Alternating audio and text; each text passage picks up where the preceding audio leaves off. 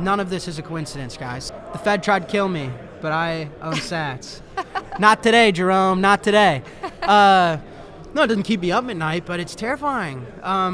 If the Fed were public about absorbing this into the monetary supply and covering all losses, then the market would panic and things would go haywire. So they're trying to hide it. By the time it's all known, it'll be too late because it's been hidden in plain sight for so long. The Fed caused this, and the Fed has to then fix it. If they don't, then the whole thing's going to crumble.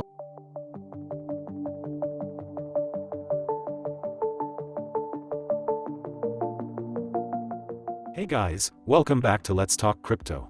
Jack Mallers is a passionate Bitcoin enthusiast and the founder and CEO of Strike, a popular no-fee app which users can use to quickly make and receive payments over Bitcoin's Lightning Network. One of the youngest crypto entrepreneurs today, Mallers is often acknowledged as the smartest kid in the room, while critics call him a crypto head in a hoodie. Nonetheless, in September, Strike raised $80 million from investors, with plans to develop partnerships with retail businesses, such as Starbucks and Wendy's. In a recent interview with Natalie Brunell, Mallers discussed how Bitcoin could disrupt the archaic payment system we currently use, and the Federal Reserve's role in the banking crisis. Mallers describes Bitcoin as a public utility, and believes the US should embrace Bitcoin, in the same way it embraced the internet and reaped the rewards. By adopting it, America would dethrone its competitors, and establish itself as the leader of the free world. Regarding the banking crisis, Mallers blames the Federal Reserve for an irresponsible interest rate policy. He believes the Fed is hiding the fact that they won't be able to bring down inflation to their 2% target. In Mallers' opinion, if the Fed doesn't fix the problem it created, the whole system is going to crumble, and we should protect our wealth from being deflated away by owning Bitcoin. Let's listen to Jack Mallers as he breaks down the Fed's attempt to cover up its mistakes and his proposition of Bitcoin as superior money. But before we do, please consider subscribing to our channel, as we bring you daily content on the latest crypto news. And now, let's jump right into the video. I think Bitcoin is best understood as a public utility. It's owned by no one and operated by everyone. So I think that generally we're in this broad transition of central and local to decentral and global. I think technology is conjoining us all and connecting us all, and you saw that pretty violently with the internet. And I think Bitcoin operates under a similar framework. It's a digital technological innovation. So a computer science problem was solved. It resulted in a public utility. It just operates within finance as opposed to information. And I think under that framework, the US should do what the US was founded to do, which is liberty and justice for all. And it's a freedom-fighting country. It's the leader of the free world. And we need to take that super seriously. Think at what the internet has done for job creation, for education, for source of wealth for America. Think about the natural wealth that the internet has created in production, in reserve assets. I mean, something like Google and Apple, these are national security interests for us as a country, and we leverage them in geopolitical warfare because they were founded and created here. And so I think people that own a lot of Bitcoin should live here. I think people that build superior technology on Bitcoin should be founded here. I think scarce instruments, we should own as much as we can. I think it's not as complicated as people generally make it out to be. That's how I think strategically we can benefit as a nation. We can run the same playbook as the printing press, as the internet. We're like the crown of creation, entrepreneurship, free world, but I think equally is security risks. I think if you're going to sit and tell me that the internet is not the core nucleus of the conversation when it comes to national security interests, you'd be a liar. And so if you think of public digital utilities and digital public infrastructure for the world, China and Russia either are using or will be using this stuff, and to have no strategy at all is a losing position. Look at the technology, what's grounded in it. Our use of cryptography, our use of distributed systems, our now use, because of Satoshi Nakamoto, distributed consensus. And these are core pillars of all innovation.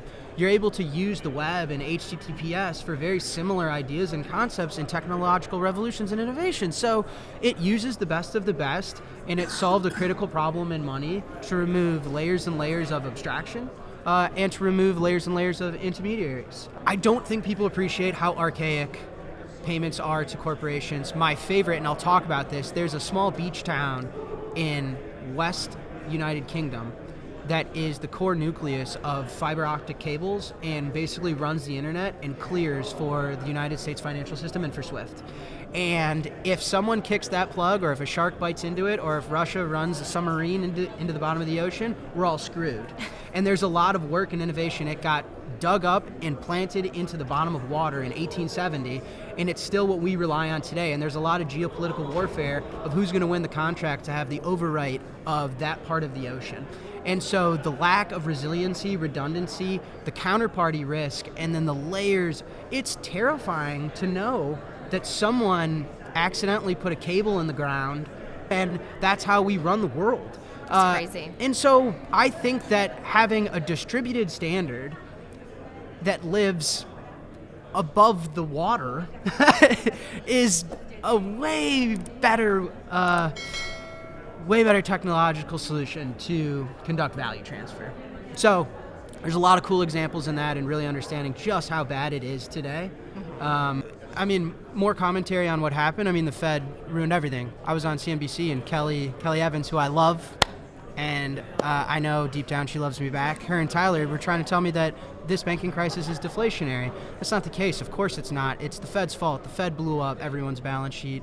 The Fed caused this, and the Fed has to then fix it. If they don't, then the whole thing's going to crumble. So by nature, then, it is inflationary. I've been calling out for a long time that the Fed is going to have to start to warn the market that inflation's not coming back down to 2%. They're going to have to change their target, and those days are over, and now you're starting to see those headlines. So they're warming the market up to turn this thing around. The rates have to come down, and they're never going to get it back down to 2%, and that's why you're seeing gold as a leader start to break the 2,000 threshold, and it's holding and climbing, and Bitcoin is lagging behind that. Bitcoin's just going to be the far faster horse because it's got a lot of price discovery left. So things like everything between something like soybeans that you grow out of the ground all the way to Bitcoin, which is programmatically finite in its supply, will start to trade separately, and you're already starting to see it. So the market is just listening for the Fed to push out Wall Street Journal headlines that inflation's not coming back down to 2%. We don't know where it's going to land, but it's going to be higher than it's ever been, and the market's already starting to price that in. So the Fed screwed up,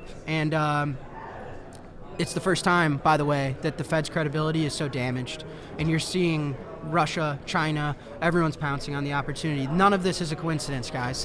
They are getting aggressive because the Fed is on their heels. The Fed made big mistake. They was entirely mismanaged. It's entirely their fault.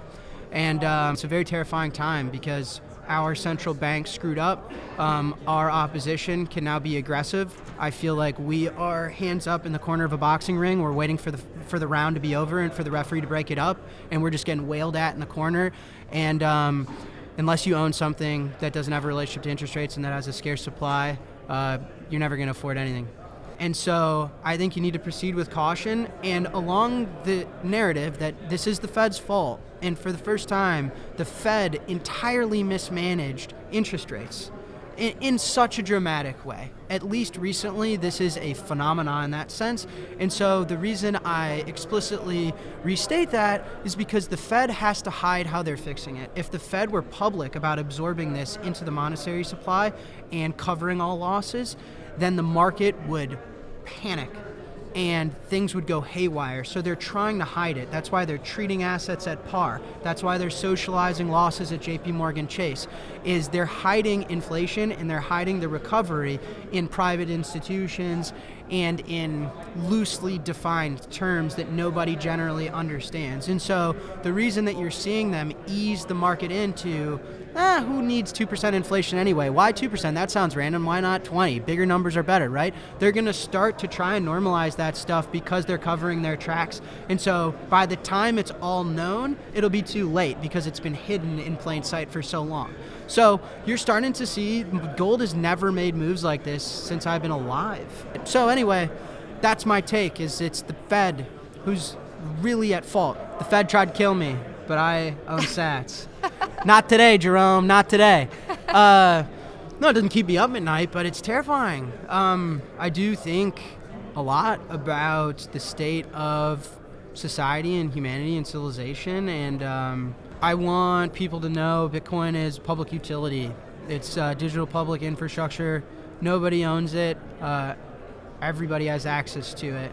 It's a very powerful idea. It's infrastructure for money, like the internet is infrastructure for information. And so I think we all need to take a deep breath, stay calm, use the fact that we build tools and we innovate and rely on technological advancements to get us through what's becoming a really difficult time. And so my thoughts go out to everybody. I think it's only going to get worse. And so, yeah, you're not going to get your answers if you're looking for them. You got to have some conviction and protect yourself. For money, Bitcoin is superior savings technology. It's the best designed money in human history.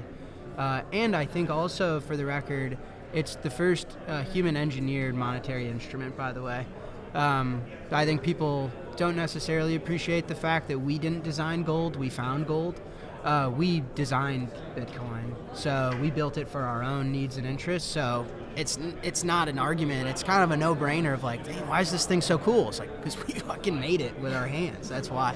So I think it's the best money of all time, and you use money to save, you use money to protect purchasing power, you use money to trade, so all that money encompasses, I think that's the use case for Bitcoin, the asset, and as a monetary instrument, it's superior payments. I think it's public digital infrastructure for us all to interoperate. It removes the layers of abstraction and the intermediaries, which ends up driving value back towards those participating. So yeah, I think it's superior payments and superior money. And as an industry, maybe sometimes we get a bit excited. These things just take time. I think, is Amazon gonna adopt Lightning tomorrow? Probably not. But if we look back 5 years from now and all big tech is using Lightning to interoperate with each other, we're going to be like, wow, did that happen fast? Yeah. It's about 50 years of payments innovation that would be theoretically wiped out. So I think in the moment, it feels like a grind. In hindsight, it's going to feel like a blink. So I think it's happening. I mean, we got a public company that owns 140,000 Bitcoin on their balance sheet, and they're hosting a Lightning conference. Like, what the fuck are we talking about? So I think it's happening, and it feels slow. In hindsight, we'll realize how fast it was. Mallers estimates that nearly half of all U.S. businesses could adopt Strike by the end of 2023, highlighting his confidence in the company's potential to disrupt the payments industry. While many may dismiss this as wishful thinking, it is important to note that Strike is already being adopted by companies such as Shopify and NCR. What is your opinion of Jack Mallers' perspective on Bitcoin as a payment system and the Federal Reserve's actions? Let us know in the comments below. If you enjoyed this video, please make sure to give us a like and subscribe. Thank you so much for watching. This is Let's Talk Crypto, and we'll see you in the next video.